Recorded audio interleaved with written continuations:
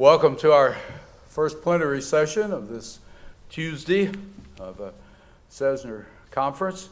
Now, our first speaker probably needs a lot of introduction. You may never have heard of him. He's an obscure character from a small town, I think, southern, northern Italy, somewhere there, maybe Sicily, maybe Sardinia.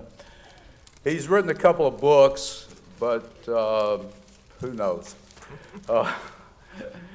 In any case, we will begin this morning by welcoming our founder leader, my friend now for 40 years, Massimo INTROVIGNE.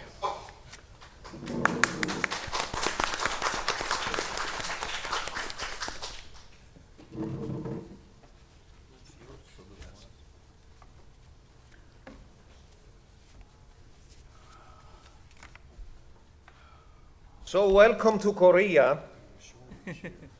We go back in time to the conference of last year.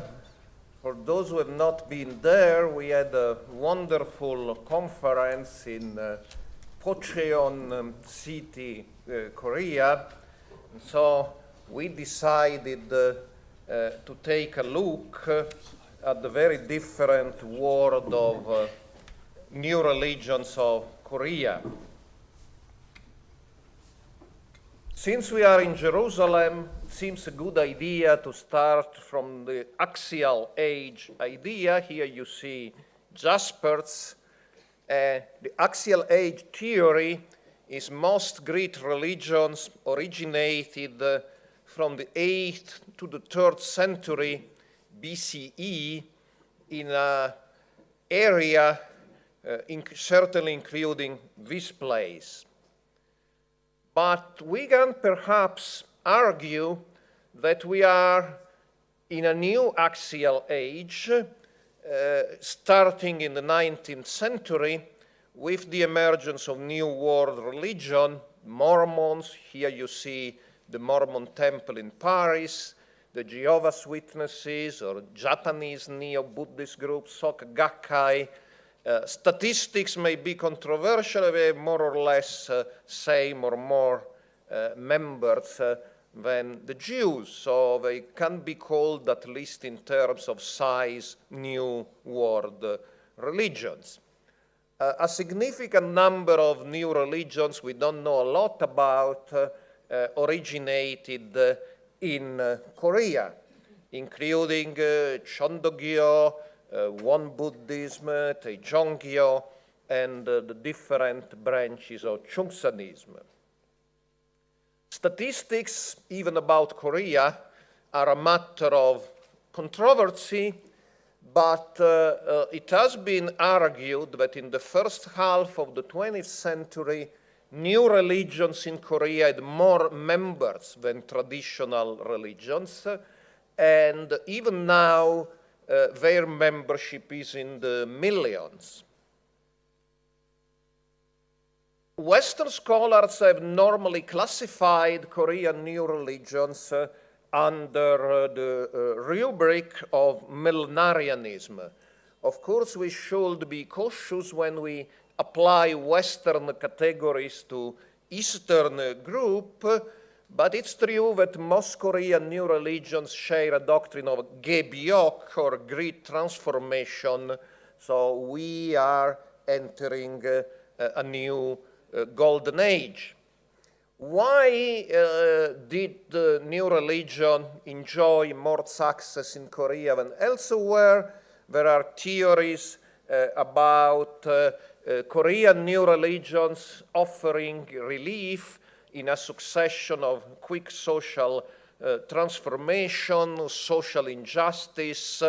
Here you see South Korea having the world record of suicides, so there are a number of social explanations. However, here you see Don Baker, who is not with us this year, and he has repeatedly argued that in order to understand Korean new religion, they are religions, so we need to seek religious explanations. And another reason is Koreans were probably not entirely happy with the old religions and started joining new religions. Of course, the largest new religion in Korea is Christianity, but then there are other new religions. Most new religions, excluding the Christian one, of course, such as Reverend Moon's Unification Movement, trace their origins to this guy, Chue Je-u, who in 1860 claimed to have received a revelation from Sangye, the supreme god, and founded a religion called Donghak. Donghak means Western learning, Eastern learning, and was opposed to Western learning, i.e. Christianity, but since he talked about one God, he was accused of monotheism and crypto-Christianity and was executed in a time when Christians were largely executed. He died in 1864. A movement to have him rehabilitated gained so much momentum that taking with itself like a river a number of social grievances culminated in the bloody 1894 Donghak revolution. The Donghaks were winning their civil war until first the Chinese, then the Japanese intervened to support the central government in Seoul, and that's a result. 300,000 people died either in the war or in the following repression of the Donghak. Here you see the military leader led to his execution, actually by Korean collaborators of the Japanese. After the failure of the Donghak Revolution, the Donghak was reorganized as a new religion called Chondogyo, who claimed not to be political, even if the leaders of Chondogyo played an important part in the struggle for Korean independence against Japanese. Chondogyo still exists and is one of the few religions allowed in North Korea where they even have a political party who participates in the election, normally gets 1% against 99% of the Communist Party, proving North Korea is a democracy. So they still serve a useful purpose in North Korea as well. Now enter Kang Chun-san, who is at the origin of a large group of Korean new religions, was born 1871 in a small village called Sinsong, and he was a school teacher. At age 20, he started running a village school. Kang predicted that the Donghak Revolution would fail. There are no pictures of Kang, but there was a famous movie by a very senior Korean director of historical movies. And here you see a scene from the 1984 movie about Kang Chun-san. He predicted that the Donghak Revolutionary Army will be defeated and thought that war renewal can only be achieved by peaceful means. Between 1897 and 1900, Kang wandered around Korea and is believed by his followers that when he went back home, he opened the great Tao of heaven and earth through a 49 days retreat and proceeding to the reordering works of heaven and earth.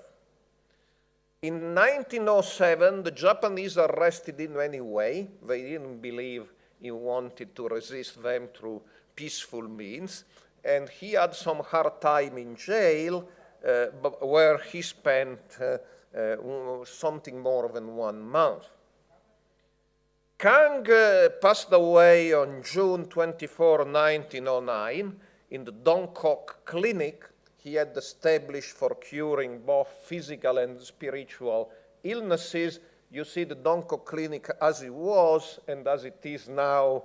It has been reshaped by a splinter group of Daesoon Jinrihoe.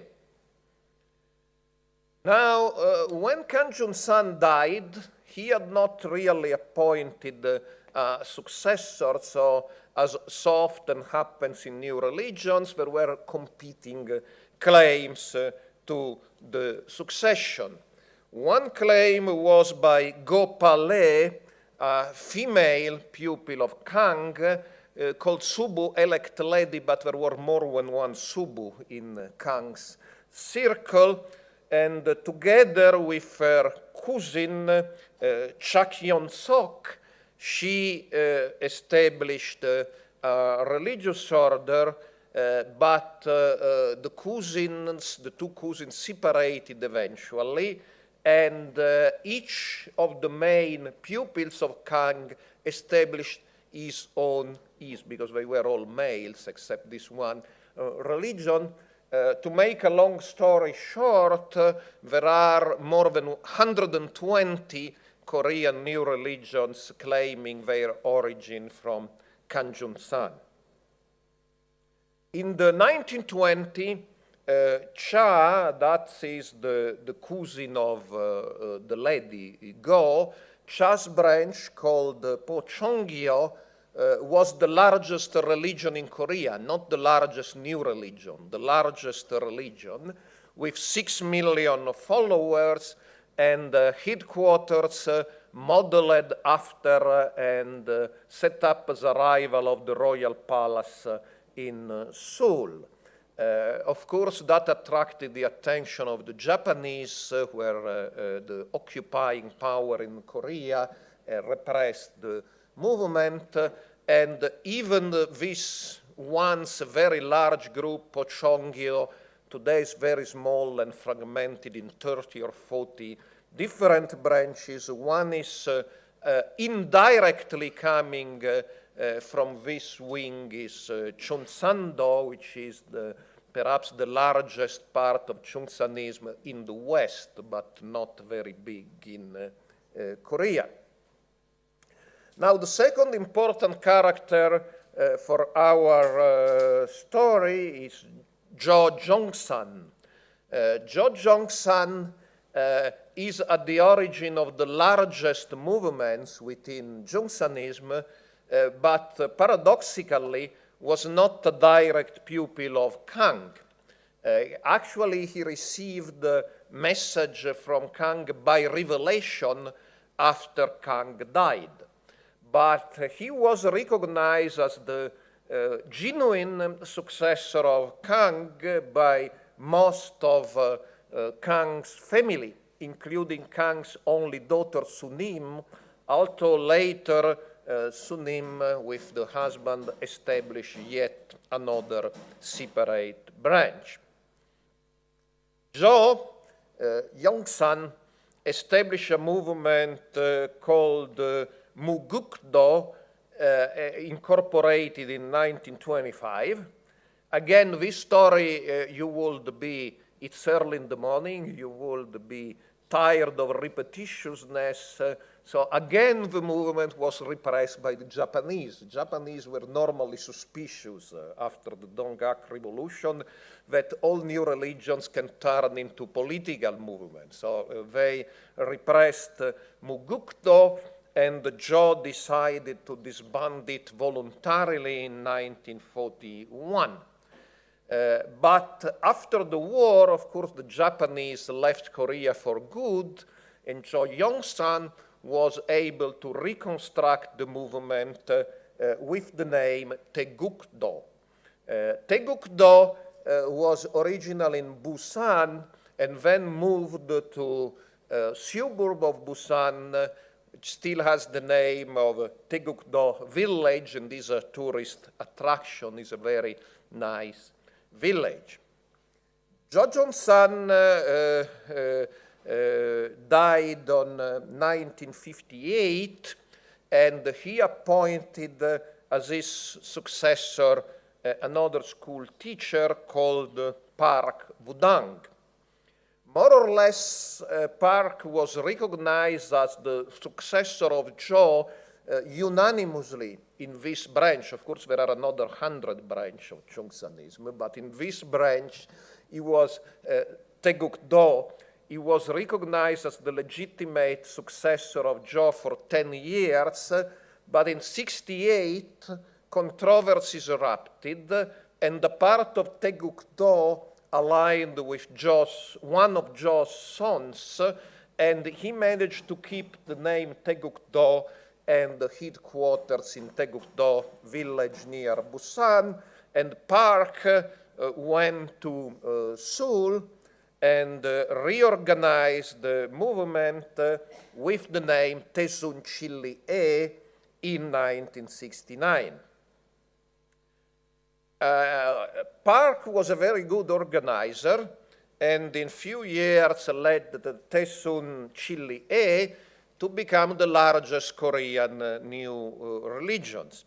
In 1986, inaugurated this large-scale temple complex in Jeoju, and in 1993 moved the headquarters there from Seoul. That's the temple those who attended the CESNUR Conference visited last year. He also opened a university. That's where we did the conference last year. Daejeon University in Bocheon City became one of the 3 universities operated by new religions in Korea and accredited. The other 2 belong to the unification movement and to Won Buddhism.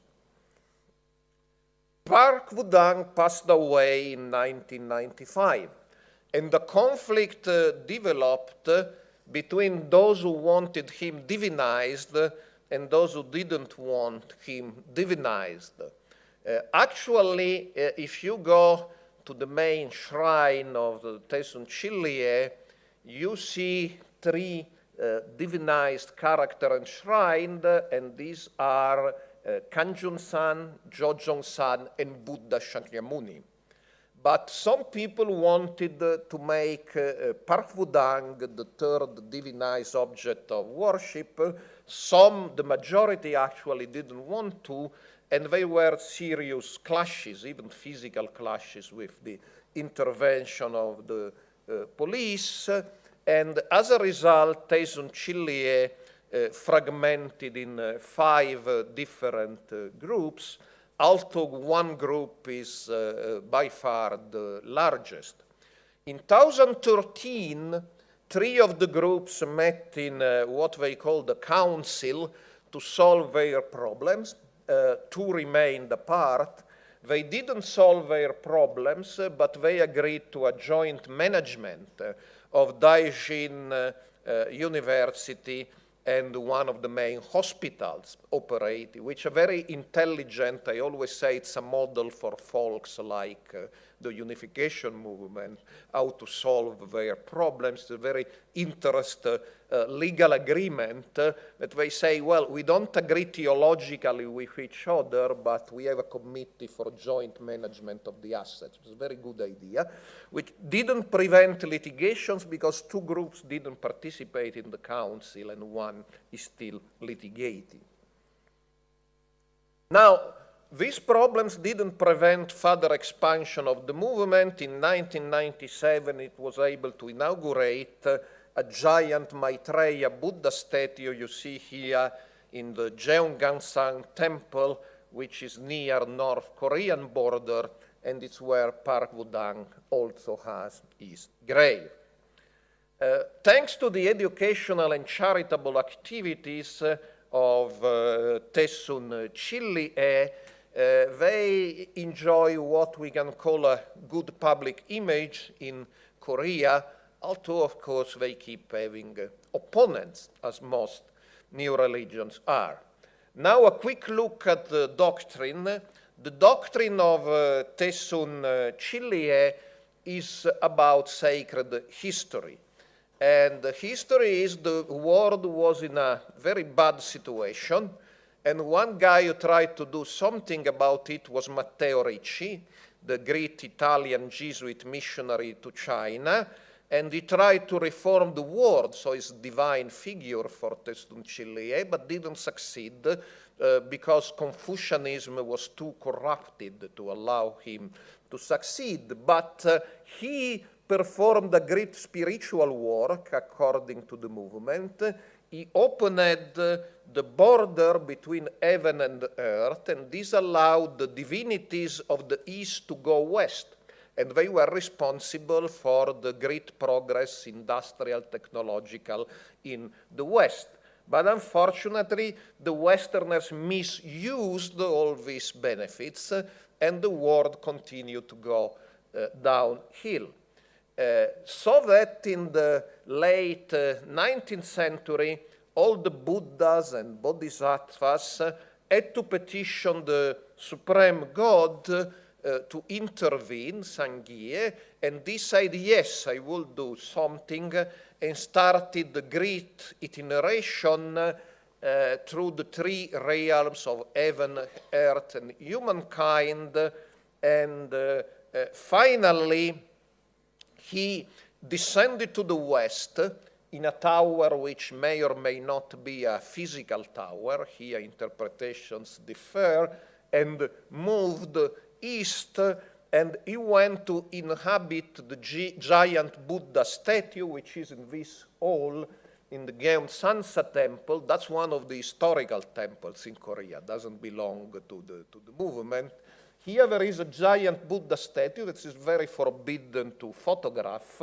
So even on the internet, you don't see a single photograph of the statue.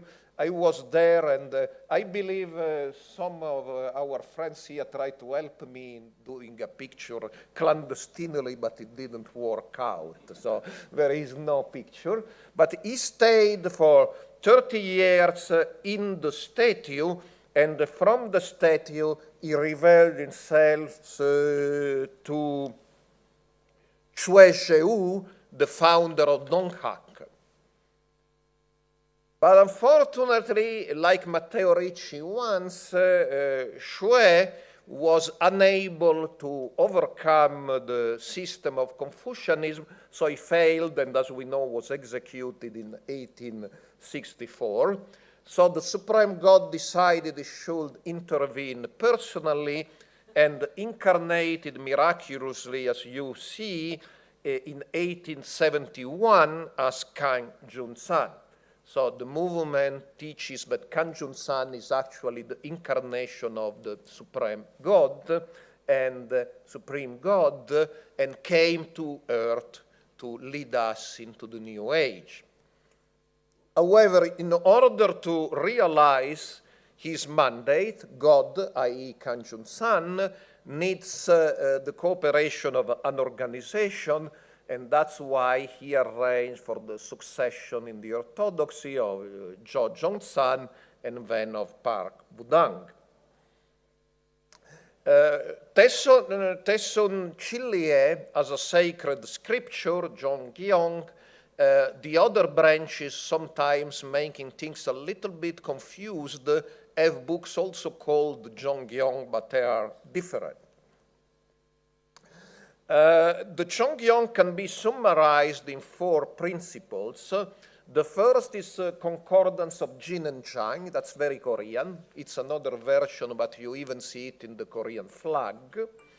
Second is the harmonious union between divine beings and human beings. We can be friends. We are not totally different from the gods. Third, and most importantly, is Heaven Sangsang, the resolution of grievances for mutual beneficence. We will hear more about it in this session, and it's the principle that grievance accumulates in the divine world, in the material world, and we should find a way to get rid of them and hopefully not to create new one. And if we do this, we will go into the 4th principle, the perfect unification with the Tao and the realization of new age or earthly paradise or new world on earth. Important artistic production of Daesoon Jinrihoe is the MEIDA paintings, and they are a symbol or metaphor of enlightenment and the quest for initiation, symbolized by the quest for a white ox. But there are also incantations, as in many non-Christian Korean new religions, which should be performed at a certain specific time and offerings. But as I said, what Daesoon Jinrihoe calls cultivation is not limited to praying or perform incantations and offerings. They have a lot of social activities. Actually, they insist that 70% of the money they collect goes to the social activities and not to the purely religious activities. An interesting question we didn't discuss before, we discussed only in the end, is how many members do they have? Well, what we can double check is they have 200 fellowship buildings or temples throughout Korea and 2,000 smaller centers for the propagation of virtue. Notwithstanding this, the Korean census of 1995, which is in many worthy books, said they have only 62,000 members.